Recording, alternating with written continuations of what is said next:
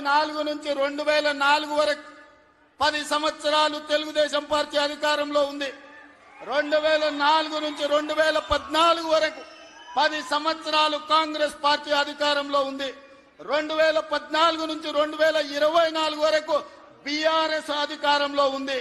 ఇవాళ నేను చెప్తున్నా, మీ ఉత్సాహం, మీ ఊపు చూసిన తర్వాత 2024 నుంచి 2034 వరకు మాదే అధికారం.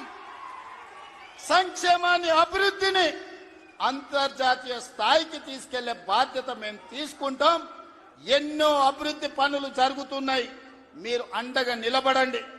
హైదరాబాదు నగరాన్ని అంతర్జాతీయ స్థాయిలో అభివృద్ధి చేయడానికి మేము ప్రయత్నం చేస్తున్నాం.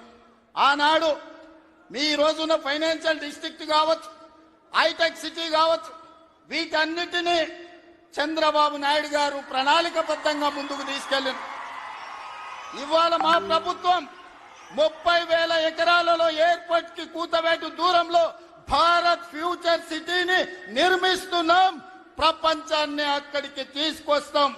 ఈనాడు మన యువత ప్రపంచ దేశాలలో దిగ్గజ కంపెనీలకు పనిచేస్తున్నారు. సత్య నాదెళ్ల కావచ్చు, శంతను నారాయణ్ కావచ్చు, అజయ్ బంగా కావచ్చు, ప్రేమ్జీ వాత్సవ్ కావచ్చు, వీళ్ళంతా హైదరాబాద్ బాయ్స్.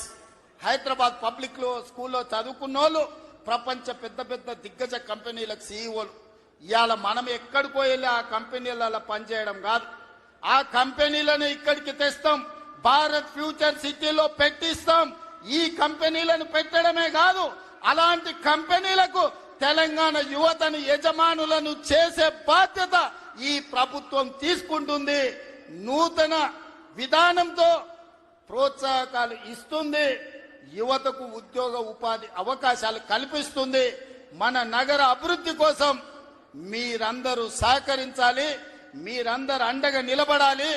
ఇంత గొప్ప కార్యక్రమాన్ని ఏర్పాటు చేసి ఈ కార్యక్రమాన్ని ఒక స్ఫూర్తిని నింపే విధంగా, ఒక ఇందిరమ్మను, ఒక అన్న ఎన్టీఆర్ ను స్మరించుకునే వేదికగా మార్చినందుకు మీ అందరికీ మనస్ఫూర్తిగా ధన్యవాదాలు, కృతజ్ఞతలు తెలియజేస్తూ మీ అందరి దగ్గర సెలవు తీసుకుంటున్న మిత్రులారా.